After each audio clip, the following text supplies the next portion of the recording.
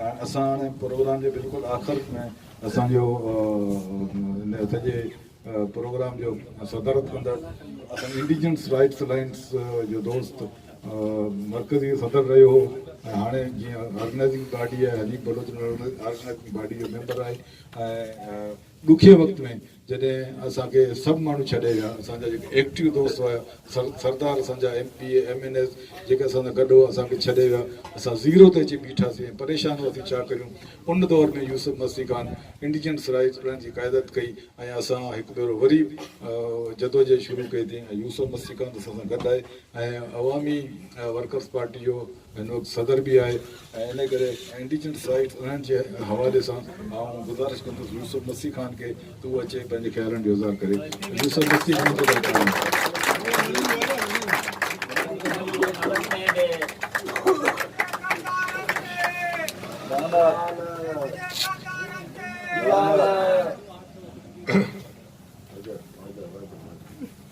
आज यहाँ नूर मोहम्मद गफूर कोर्ट में और फैज़ मोहम्मद गफूर के दरसी में हमारे जितने भी मेहमान आए हैं मैं सबको खुशामदीद कहता हूँ और उनका शुक्रिया अदा करता हूँ कि उन्होंने आज हमारी हिम्मत बढ़ाई है। दोस्तों, शुरू में जब हमने ये तहरीक शुरू की तो हमने एक मीटिंग की तो उस मीटिंग के हवाले से फिर हमने सोचा सिंध प्रोग्रेसिव कमेटी ने सबसे पहले एक मीटिंग की गबूल स्टॉप पे और वहाँ पे हमने फैसला किया कि हमने बाहर की जो आबादी यहाँ लाई जा रही है और हमारी आबादियों को यहाँ से निकाला जा रहा है तो हम सिंध की धरती को किसी को देने नहीं देंगे, लेने नहीं देंगे। हमारी धरती है, हम इसके लिए जान देंगे और इसको धरती को बचाएंगे। तो फिर खुदादीन शाह के पास भी मीटिंग हुई, फिर पता चला कि कुछ और भी दोस्त इसमें एक्टिव हैं, तो हमने कहा कि चलो एक मुश्तरका जद्दोजहद हम करें। तो एक बहुत बड़ी उसके बाद एक मीटिंग हुई रामदा होटल में, जिसमें सारे वडेरे, सरदार, जाम, हमारे बड़े बड़े लोग वहाँ मौजूद थे और उन्होंने कहा कि जी बिल्कुल लड़ेंगे, हम ये करेंगे, वो करेंगे। मैंने उस वक्त भी उस पूरी महफिल में कहा था कि जी ये जितने लोग हैं भागेंगे, हमको आपको जंग खुद लड़ना पड़ेगा। उस वक्त भी मैंने कहा था, सबके सामने, आप गवाह हैं। तो फिर जैसे जैसे हम इस तहरीक को आगे बढ़ाने लगे और आस्ते आस्ते हम चलते रहे साथियों के साथ। अचानक एक वक्त आ गया कि पता चला कि ये सारे साथी जो कल तक कह रहे थे कि पीपल्स पार्टी सबसे बुरी पार्टी है, पीपल्स पार्टी सबसे बेकार पार्टी है, कोई कह रहा था मुस्लिम लीग ठीक है, कोई कह रहा था कि जी नहीं पीपल्स पार्टी जो है इसमें तो जाना ही नहीं है, मल्लीर इत्तेहाद बनाया, फलाना बनाया, और तमाशा हम देखते रहे। मैं तो दूर से देखता रहा और साथियों को मैं कहता रहा, नासिर जमाल भी बैठा हुआ है, कि जी ये मल्लीर इत्तेहाद के हवाले से आप इलेक्शन में जा रहे हो, ये सबसे बड़ी गलती कर रहे हो। मेहरबानी करके अपने अपने प्लेटफॉर्म पे इलेक्शन लड़ो, इनको मुंह दो, भले हारो, लेकिन एक रेजिस्टेंस पैदा करो।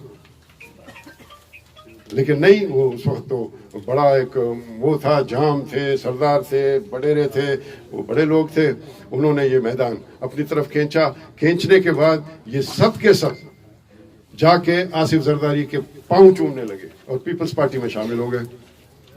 फिर वो आए अवाम के पास कि जी पीपल्स पार्टी तो अच्छी पार्टी है, पीपल्स पार्टी तो शहीदों की पार्टी है, कौन कहता है पीपल्स पार्टी गलत है? नहीं, वो बिल्कुल पीपल्स पार्टी सही है। हमने कुछ आप लोगों के कुछ मुतालबे मनवाने के लिए थोड़ा प्रेशर किया था, अब आप देखो पीपल्स पार्टी में कैसा तमाशा होगा, जबरदस्त होगा, आपके लिए खड़ा होगा। आज आप पीपल्स पार्टी को देख रहे हैं कि अपनी करप्शन को बचाने के लिए तो ट्रेन मार्च कर रही है, लेकिन बैरिया टाउन को रोकने के लिए यहाँ मार्च नहीं करेगी। वो शर्म नहीं आती उन्हें कि बैरिया टाउन जो यहाँ बन रहा है, इसको रोकने के लिए अपने लोगों को यहाँ से बेदखल करना तो उनको मंजूर है, लेकिन बैरिया टाउन के साथ वो खड़े हैं, सबके सब हमें छोड़ के चले गए। और जब सब छोड़ के चले गए, हम पहली मर्तबा जब यहाँ नूर मोहम्मद गोट आए तो हम 5, 6, 7 लोग थे, मेरे ख्याल में 7 से ज्यादा नहीं थे। मैं था, खुदादीन शाह साहब थे, ये हम 6, 7 लोग थे। हमें बुलाया था नूर मोहम्मद गोट वालों ने यहाँ, लेकिन जब हम यहाँ पहुंचे यहाँ कोई भी नहीं था। सब ने अपने दरवाजे बंद करके और खिड़कियों से ऐसा देख रहे थे कि ये कौन से पागल आए। हमने कहा ठीक है कोई बात नहीं, हम मायूस तो नहीं होते। हमने वो बैनर खोल के और बैरिया टाउन के खिलाफ नारे लगाए, राव अनवर के खिलाफ नारे लगाए और हम ये गोट की तरफ बढ़े। जब गोट की तरफ बढ़े तो गोट के लोगों को भी हिम्मत हुई, वो आस्ते आस्ते निकल के आए और हमारे साथ बैठे और हमने फिर उनसे बात की और उसमें से फैज मोहम्मद गबोल ने जो हिम्मत हमें दी, आज हम उसी की तहरीक को लेके आगे चल रहे हैं। इसमें हमारा क्रेडिट तो है जो हमने एक वो बनाई तंजीम, लेकिन इस तंजीम को जान बख्शी जो दी वो फैज मोहम्मद गबोल ने दी। इसको जान बख्शी जो दी और जान जो दिया वो फैज मोहम्मद गबोल ने दिया। तो इसलिए वो कहते हैं ना जो ब्याहो मुरीद में कहूँगा ब्याहो फैजू ब्याहो मुरीद दीवान गे ब्याह के दीवाने कने मौला नगे मस्ता नगे सूद का तरा इश्के जरा मारा कुता घूमत कबाब थो यल्दा शुते हानिया माड़िया मीरे चा करे मां नदों वती माते वतना ढूंके दिल मा लगा। तो दोस्तों इसके लिए जद्दोजहद की जरूरत है, इस सारे सिस्टम को खत्म करने की जरूरत है। आज आपके ऊपर वाजे हो गया है कि रियासती इदारे जो बनते हैं वो सिर्फ और सिर्फ यहाँ के सरमाएदारों के लिए बनते हैं, यहाँ के जागीरदारों के लिए बनते हैं, यहाँ के वडेरों के लिए बनते हैं। हमारे आपके लिए उनके पास कोई रास्ते नहीं है। अजीब बात है, हम तो अदलिया का और इस सुप्रीम कोर्ट का एहतराम करते हैं, लेकिन वो अपना एहतराम खुद नहीं करती तो हम क्या करें। वो खुद अपने एहतराम को खो बैठे पूरी दुनिया में। अब इस फैसले के बाद अगर आप सोशल मीडिया में जाके देखेंगे, पूरी दुनिया जो है इस फैसले के खिलाफ खड़ी हो गई है। यहां तक कि हमारी कोशिश ये है, और मैं मुमकिन है किसी हद तक शायद कामयाब हो जाऊं, कि शायद जून के महीने में यूनाइटेड नेशंस में इंडिजीनियस राइट्स का एक कमेटी बैठ रही है, उसमें शायद वो मुझे दावत दें और उसमें ये कोशिश होगी कि फैजू गबोल को वो कोई अवार्ड दे। मेरी कोशिश है अगर कामयाब होता हूं तो। लेकिन कहा गया है कि जून में शायद हम इंडिजीनियस हवाले से आप लोगों को बुलाएं और फैजू गबोल को अवार्ड दें। तो मैं समझता हूं कि फैजू गबोल का जो किरदार है वो मुख्तसर सा आदमी, छोटे से कद का, लेकिन अंदर से बहुत ही वसी, बहुत ही जबरदस्त, जिसने हमें आज ये दिल दिया। दोस्तों सिंध, मैं हमेशा कहता हूं कि जी बलोच जो है ना, वो नस्लन जरूर बलोच है। मेरी बलोचियत तो मुझसे कोई नहीं छीन सकता, बलोच तो हूं मैं, लेकिन मेरे दो माँ हैं, बलोचों के दो माँ हैं। एक वो माँ जिसने मुझे पैदा किया बलूचिस्तान है, एक ये माँ जिसने मुझे पाल पूछ के बड़ा किया। तो बलोच इतना खुशकिस्मत है कि उसके दो माँ हैं, एक ने उसको पाला, एक ने उसको पैदा किया। तो हमारा ये फर्ज बनता है, चाहे वो बलोच हो, चाहे वो सिंधी बोलने वाला हो, चाहे वो सराइकी बोलने वाला हो, इस धरती में अगर रहता है, उसको इस धरती को अपनी माँ बना के इसके लिए जद्दोजहद करना होगा। और ये जद्दोजहद आसान जद्दोजहद नहीं है, ये तवील जद्दोजहद। और इस जद्दोजहद के लिए हम सबको निकल के अपने माओं को, अपने बच्चों को, सबको जद्दोजहद के लिए तैयार करना होगा। हमें एक माई गाड़ी पैदा करनी होगी, हमें एक जो है ऐसा पैदा करना होगा कि हमारी माएं बहनें भी हमारे शाना बशाना इस बैरिया टाउन का घेराव करें। एक ऐसी तहरीक बनानी पड़ेगी। अगर कोर्ट फैसला नहीं देता, हमें कोई उम्मीद कोर्ट से नहीं है, हम कोशिश करेंगे कि रिव्यू में जाए, लेकिन ये कोर्ट आईएसआई की डिक्टेशन में चलते हैं, ये मिलिट्री की डिक्टेशन पे चलते हैं। ये मलिक रियाज जो इतना बड़ा करप्ट है, जिसके यानी इसको अगर पकड़े, इसकी करप्शन देखें तो खुद ब खुद आसिफ जरदारी जेल जाएगा करप्शन में, पूरी सिंध गवर्नमेंट जेल जाएगी करप्शन में, लेकिन इसको माफ किया जाता है, पैसे लेके माफ किया जाता है। बोली लगता है सुप्रीम कोर्ट में, दुख होता है। کہ وہ ادارہ جسے ہم سمجھتے ہیں کہ ہمیں بہت بڑا کوئی قانونی انصاف دے گا، اس کے اندر بولیاں رکھتی ہے جیسے کوئی ہیرا منڈی میں بیٹھا ہو. ایسی گولیاں لگتی ہیں کہ جی اتنے بلین دو، نہیں جی اتنا نہیں، آپ اتنا دے دو، نہیں جی میں اتنا نہیں دیتا، اتنا دیتا. آخر میں سپریم کورٹ جو ہے وہ زیر آ گیا پیسوں کے، اور پیسے لے کر اس نے یہ فیصلہ دے دیا. اور یہ نہیں سوچا، صرف اتنا سوچا کہ جنہوں نے بکنگ کی ہے ان کے انٹرسٹ کو بچائیں. تھرڈ پارٹی انٹرسٹ کون ہے جی؟ تھرڈ پارٹی انٹرسٹ وہ ہیں جنہوں نے بکنگ کی ہے. ان کو یہ غریب نظر نہیں آیا جن کی دھرتی ان سے چینی جا رہی ہے. اندھے ہو گئے تھے، یہ بہرے ہو گئے تھے. جو کہتے ہیں نا قانون اندھا ہوتا ہے، تو قانون نے ثابت کر دیا کہ یہ قانون اندھا ہے. اس کو نظر نہیں آتا، اس کو سندھی نظر نہیں آئے گا، اس کو بلوچ نظر نہیں آئے گا، اس کو پشتون نظر نہیں آئے گا، اس کو بلوچستان کے غیور جو اس وقت لڑ رہے ہیں وہ نظر نہیں آتے. لیکن اس کو ملک ریاض جو ہے وہ لاڈلا بچہ بن کے ان کا بچہ ہو گیا. کورٹ کا بھی، فوج کا بھی، ISI کا بھی. یہ عمران خان سارا دن کرپشن کرتا پھرتا ہے کہ کرپٹ لوگوں کو نہیں چھوڑوں گا. ایک دن ملک ریاض کا نام اس نے نہیں لیا کہ یہ کرپٹ ہے. یہ سارے کا سارا جو رولنگ ایلیٹ جس کو ہم کہتے ہیں، جو ہمارے حکمران ہیں، یہ سب اندر سے ملے ہوئے ہیں. ان کی آپس کی رشتہ داریاں بھی ہیں. وہ اپنے قوم کے غریب کو، اپنے قوم کے لاچار کو، اپنے قوم کے مسکین کو کبھی بھی اپنے رشتہ داری میں نہیں لیتے. وہ رشتہ داری بھی کریں گے اس سے جو ان کے لیول کا ہو. ہم اور آپ ان کے لیول میں نہیں ہیں. ان کے آنکھ میں، ان کی نظروں میں ہم جو ہیں، ہم عام لوگ ان کی نظروں میں حیثیت ہی نہیں رکھتے. تو جب تک آپ لوگ اپنی حیثیت نہیں سمجھو گے کہ آپ کی حیثیت کیا ہے، ووٹ لینے تو آپ کے پاس آتے ہیں. اس کے بعد جو ہے آپ جائیں اس کے گھروں پہ دھکے کھائیں اور وہ کہتا ہے کہ جی ابھی صاحب سو رہا ہے.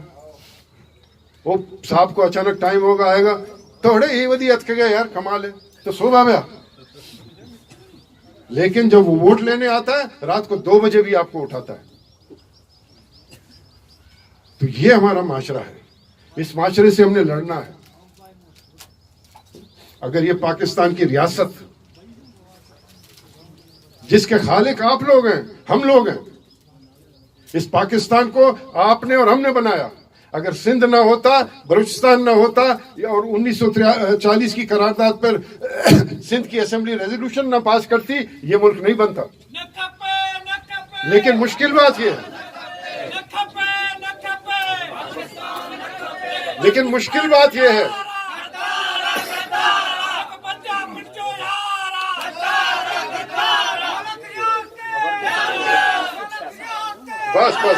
بس لیکن یہ ریاست وہ ریاست ہے، سب سے زیادہ جو اس ریاست کے لیے کام کیا وہ بنگال نے کیا.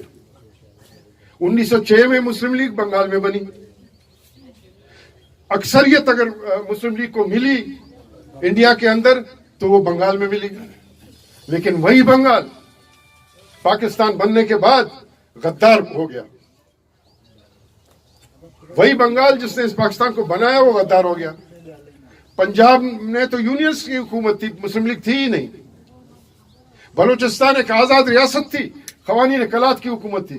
سندھ ایک آزاد ریاست تھی، ٹالپور میران کی حکومت تھی. بعد میں انگریز نے قبضہ کیا اس کو. لیکن پنجاب میں یونینسٹ حکومت تھی. صوبہ سرحد میں کانگریس کی حکومت تھی. کہتے ہیں کہ جی یہاں کے بانی بڑے جمہوری پسند تھے. پہلا جو اسمبلی ڈیزالو کیا گیا، توڑا گیا، وہ الیکٹڈ حکومت تھی باچا خان کی. پھر وہاں ریفرنڈم کرایا گیا اور اس ریفرنڈم میں دھاندلی کر کے اس کو شامل کیا گیا. اس کے باوجود ہم نے اس ملک کے اندر جو ہے نیب کے حوالے سے، دوسرے حوالوں سے ہم نے یہاں الیکشن لڑے، ہم اس کی اسمبلیوں میں گئے، ہم نے اس کی کانسٹیٹیوشن میں اس کو بنانے کی مدد کی. لیکن اب نہیں، بہت ہو گیا. آپ غلام بناؤ گے، ہم کو پھر آزادی کا بین الاقوامی حق حاصل ہے، ہم لڑیں گے. غلام بن کے نہیں رہیں گے. بھائی کر کے کرو گے تو پھر سب سے پہلے ملک ریاض کو روکو. سپریم کورٹ کا یہ فیصلہ میں نے سوشل میڈیا میں لکھا ہے. کہ سپریم کورٹ کا یہ فیصلہ مجبور کرے گا یہاں کے سندھی کو، یہاں کے بلوچ کو، یہاں کے پشتون کو، یہاں کے سرائکی کو کہ وہ فیصلہ کرے کہ یہ ملک میرا نہیں ہے، مجھے یہاں انصاف نہیں ملنے والا۔ اس فیصلے نے سپریم کورٹ کے پاکستان کی بنیادوں کو ہلا کے رکھ دیا ہے۔ جہاں بھی آپ جائیں گے پوری سوشل میڈیا میں، سویڈن سے لے کر کینیڈا سے لے کر یورپ سے لے کر سب کے سب کنڈیم کر رہے ہیں سپریم کورٹ کو۔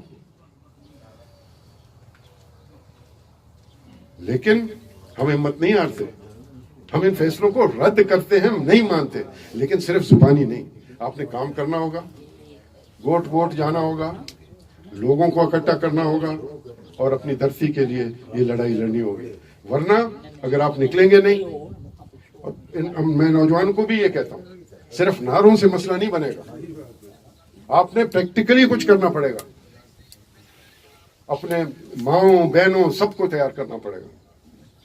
اور اس کے لیے اس ملک ریاض کو میں سمجھتا ہوں کہ ہم کو اتنی تیاری کرنی چاہیے زبردست، اس ملک کے آس پاس کے گھوٹوں کو، اور آج لیاری سے بھی ہمارے ساتھی آئے ہیں، جہانگیر روڈ سے بھی آئے ہیں، مختلف علاقوں سے آئے ہیں، فشر فوک والے بھی آئے ہیں۔ ہمیں اتنی تیاری کرنی چاہیے، ایسی تیاری کرنی چاہیے کہ جیسے الآصف میں قنداریوں نے آ کے وہ بلڈنگ قبضہ کی ہے نا، ہم اس کو قبضہ کر کے سب بیٹھ جائیں گے۔ اتنی تیاری ہونی چاہیے۔ دیکھتے ہیں پھر کیا ان کے باپ کا ضرورت ہے پھر کچھ کہہ سکیں۔ اگر ہماری تیاری ہو، ہمارے لیے کم از کم اس گیٹ کے اوپر اگر مظاہرہ کرنے آئیں تو کم از کم 2-2.5 لاکھ لوگ ہونے چاہیے۔ آپ نے اگر اتنے لوگ جمع کیے، میں آپ کو بتاتا ہوں کہ میں آپ کے آگے ہوں گا، میں خود آپ کے ساتھ چل کے اس پہ قبضہ کر لوں گا اور آپ کے ساتھ بیٹھوں گا۔ پھر دیکھتے ہیں پھر کیسے نکلتے ہیں، لیکن ہمت کرنی ہوگی، اور وہ ہمت جو فیضو نے کیا اپنے اس مفلسی میں، اس بیچارگی میں، کہ ملک ریاض جیسا آدمی آ کے کہتا ہے جی 50 ایکڑ آپ کی زمین ہے، آپ کو میں 1 ایکڑ کے لیے 5 کروڑ روپیہ دیتا ہوں، یہ دیکھو کتنے ارب بنتے ہیں۔ اور وہ خاموشی سے اس کو دیکھ کے پھر یہ کہے اچھا آپ نے میری ماں کا قیمت لگا لیا، تو آپ کی ماں کا قیمت کیا ہے کہ میں دوں اور خریدوں؟ ایک غریب مفلس آدمی جس کے سر پہ راؤ انور جیسا خبیث کھڑا ہوا ہے، سمجھو، اور وہ ہمت کر کے یہ جواب دے تو اس کو سلام ہے اس کو۔ اور اس کے میں گھوٹ والوں کو بھی کہتا ہوں، ملیر کے ساتھیوں کو بھی کہتا ہوں کہ اس قسم کا آپ نے اپنا ایک عزم رکھنا ہے اگر آپ نے ان جھنجھٹوں سے آزاد ہونا ہے۔ یہ MNAs MPs آج تک کسی نے آ کے پوچھا کہ نا فیضو گبول جو ہے وہ فوت ہو گیا، اب اس کے لیے ہم کیا کر سکتے ہیں؟ آئیں گے نہیں اس طرف، کیونکہ سب کے سب حصے دار ہیں، سب کے سب مراد یافتہ ہیں۔ ان کو آپ کا درد نہیں ہے، ان کو اپنا درد ہے کہ کس طرح اسمبلی میں جائیں اور پیسے بنائیں اور بڑے محفلوں میں بیٹھیں اور زرداری صاحب کو سلام کریں، زرداری صاحب ڈانٹے تو بیٹھ جائیں، زرداری صاحب کے اٹھے تو اٹھ جائیں۔ یہ ان کی حالت ہے، یہ ان کی پوزیشن ہے۔ مجھے یاد ہے جس وقت بے نظیر بھٹو صاحبہ کو شہید کیا گیا، میں یہاں سے گیا لاڑکانے گیا فاتحے کے لیے، تیسرے فاتحے کے لیے میں گیا، تو زرداری صاحب بیٹھے ہوئے تھے، مجھے دیکھا، اٹھ کے مجھے اپنے پاس لا کے بٹھا دیا، تو ادھر باقی لوگ بھی آئے تھے، تو لیکن میرے سے گپ شپ مارنے لگا۔ کچھ لوگ وہاں بڑے لوگ تھے، سردار تھے، وہ ایسے دیکھ کے پھر اٹھ کے چلے گئے، میں سمجھ گیا ناراض ہو کے چلے گئے، ٹھیک ہے۔ اور زرداری کو میں پوچھوں جی بڑا افسوس ہے بے نظیر صاحبہ کا قتل ہوا، کہتے ہیں ہاں میرا ایک دوست تھا، اس کا نام پتہ نہیں کیا تھا، شدو تھا اس کا نام، میرے ساتھ جیل میں تھا، وہ بھی بیچارہ مارا گیا۔ پھر چپ ہو جاؤں، پھر میں کہوں کہ جی وہ بے نظیر صاحبہ ایک بڑی بہت تھی فلانا تھی، ہاں یار میرا ایک دوست تھا ادھر، وہ ساہیوال جیل میں میرے ساتھ تھا، بڑا نڈر قسم کا آدمی تھا، بڑا زبردست آدمی تھا، وہ بھی بیچارہ فوت ہوا۔ میں چپ ہو گیا، میں چپ ہو گیا، میں نے کہا کیا کہوں اس سے، وہ بھی خیر فاتحہ واتحہ کر کے چلے گئے۔ تو یہ ان کی حالت ہے۔ آج تک زرداری نے یعنی اپنے MNAs MPs کو کہا کہ بھئی چپ ہو کے بیٹھ جاؤ, چھوڑو یہ انڈیجینس ورنہ تمہارا خیر نہیں ہے, تمہاری سیٹیں میں چھین لوں گا. وہ آئے کہ جی معاف کرنا, ہمیں تو کیا کریں, پارٹی کا مسئلہ ہے. ارے ادھر تمہارے زیست کا مسئلہ ہے, تمہارے لوگوں کے, تمہارے قوم کے, تمہارے لوگوں کے زیست کا مسئلہ ہے, زندگی کا مسئلہ ہے. تمہارا مادر وطن تم سے چھینا جا رہا ہے, تم کہتے ہیں کیا کریں جی, پارٹی کا مسئلہ ہے. تو اسی لیے آپ کو ہمت کرنی پڑے گی, آپ کو گھر گھر جانا پڑے گا. ان کے خلاف ہم بالکل آپ کے ساتھ کھڑے ہیں. اکیلے رہ جاؤں میں خود بھی یہیں اپنے گلا چاہے میرا باندھا ہو, زخمی ہوں, میں آپ کے ساتھی ہوں, اور ہمارے یہ سارے ساتھی اسی طرح آپ کے ساتھ کھڑے رہیں گے جیسے اتنے 4 سال سے ہم کھڑے ہیں. اور یہ بھی سوچیں کہ آپ کے دھرتی کے اوپر ایک بہت بڑا وار ہے. صرف جیسے دوستوں نے کہا کہ ملیر کا مسئلہ نہیں ہے, صرف بحریہ کا مسئلہ نہیں ہے. آپ کا زبان آپ سے چھینا گیا ہے, آپ کے کلچر ٹریڈیشنز آپ سے چھین لیے گئے ہیں. آپ کے پاکستان کے آئین صوبے تو وہ لکھتے ہیں کہ جو بلوچستان فلانا فلانا, لیکن آپ کی قومیں وہاں سے غائب ہیں, آپ کے آئین سے غائب ہیں.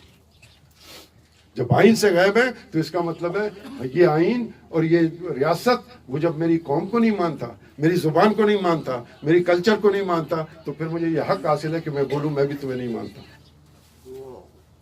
یعنی ایسی ریاست جس کے آئین کو اگر دیکھیں تو اس کا آئین جو ہے 3-4 حصوں میں, اتنا کنفیوزڈ آئین کسی بھی ملک کا نہیں ہوگا.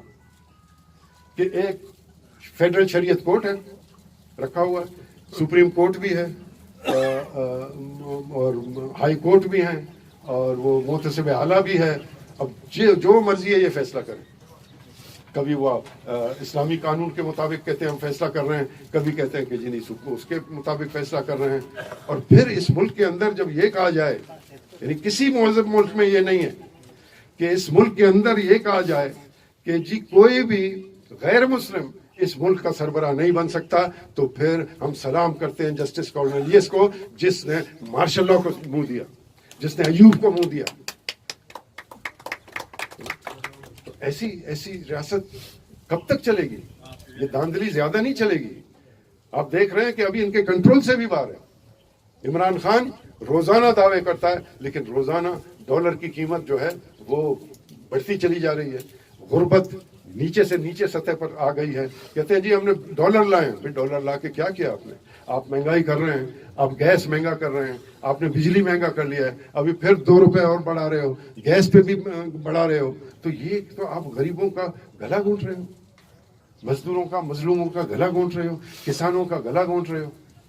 تو ہم سب کو مل کر یہ لڑائی لڑنی ہے, اور اس لڑائی میں ہم کو قوموں کے ساتھ ساتھ مظلوم طبقات کو بھی لے کے چلنا ہوگا. وہ بھی آپ کی طرح مظلوم ہے, ان کو بھی لے کے چلنا ہوگا, وہ بھی مظلوم ہے. لیکن سب سے پہلے ہماری پرائیورٹی ہے کہ کس طرح بحریہ کو روکیں. وہ تو بعد کی باتیں ہیں جو ہم کر رہے ہیں, وہ تو لمبا ایک پروسیس ہے ہم کر رہے ہیں. سب سے پہلے بحریہ کو روکنا ہے. اس کے لیے جدوجہد کرنی ہوگی. پورے کراچی کے جو آبادیاں ہیں, ہم جیسے آپ دیکھیں گے PCHS میں جو جھیل پارک بنا ہے, یہاں پر ہمارے بلوچ رہتے تھے, ان کو ادھر سے ہٹا کے وہ بیچارے غائب ہو گئے, کدھر چلے گئے سمجھ میں ہی نہیں آیا. ادھر سے غائب ہو گئے, ادھر وہ جھیل پارک بن گیا, اور ادھر وہ کالونی بن گیا. کن کا؟ جو بیوروکریٹس ہیں ان کا. جی یہ کالونی بن گیا. ڈیفنس ادھر بنا ہوا ہے, سارے فوجیوں کا ڈیفنس بھی ہے ان کے پاس, اور ان کے پاس مختلف فیکٹریاں بھی ہیں فوجیوں کے جو چل رہے ہیں. اور آج ہمارے ملک کا فوج اتنا امیر ہے کہ آپ کا ملک بھی اتنا امیر نہیں ہے. یعنی 10 لاکھ فوج کے پاس $5 ارب سے زیادہ ریزرو پڑا ہوا ہے, اور 22 کروڑ لوگوں کے پاس صرف اور صرف وہ بھیک کے پیسے ہیں, وہ بھی 11 ارب روپے ہیں. وہ بھی بھیک کے جو واپس دینے ہیں, انہوں نے تو واپس بھی نہیں دینے, وہ تو ٹیکس بھی نہیں دیتے. تو اس لیے دوستو یہ اس ملک کے اندر मिल करके जद्दोजहद करना होगा। सबसे पहले जो है इसको रोकना होगा, उसके बाद यहाँ पर इस मुल्क के अंदर हमने एक ऐसा निज़ाम खड़ा करना होगा जो सबके साथ इंसाफ कर सके। इस किस्म के सुप्रीम कोर्ट जो आते हैं और उसके बाद बड़ी बड़ी बातें भी करते हैं, वो बड़े वो भी लिखते हैं, अफसाने भी लिख लेते हैं जी, ये गॉड फादर के हवाले भी दे देते हैं, लेकिन इंसाफ से कासिर है। अब शर्म की बात नहीं है कि भाई एक फैसला आपने दे दिया कि गैर कानूनी है, इससे ज़मीन छीन ली जाए, इससे ले ली जाए और इसको आगे बढ़ने की इजाज़त न दी जाए। दूसरा फैसला करते हैं कि जी इतने पैसे दे दो तो कानूनी हो जाओगे, और कानूनी तो हो गए। नैब को भी कह दिया कि अब इंक्वायरी बंद करो। कहाँ का इंसाफ है? तो इसलिए हमें मिल करके जद्दोजहद करना होगा, बलोच को, सिंधी को। और मैं आपको कहता हूं कि ऐसा वक्त आ रहा है कि सिंध और बलूचिस्तान अगर यूनाइट नहीं होता, किसी को हक नहीं मिलेगा, किसी को हक नहीं मिलेगा। तो इसलिए हमें बढ़कर जद्दोजहद करनी होगी, इस निज़ाम को तब्दील करना होगा। सबसे पहले बहरिया को रोकना होगा, ये हमारा पहला हदफ है। इसमें कामयाब होंगे तो आगे भी चलेंगे, ज़रूर आपके साथ खड़े रहेंगे। इंडिजिनस राइट्स हमेशा आपके साथ रहेगा, कभी भी आपको धोखा नहीं देगा। दोस्तों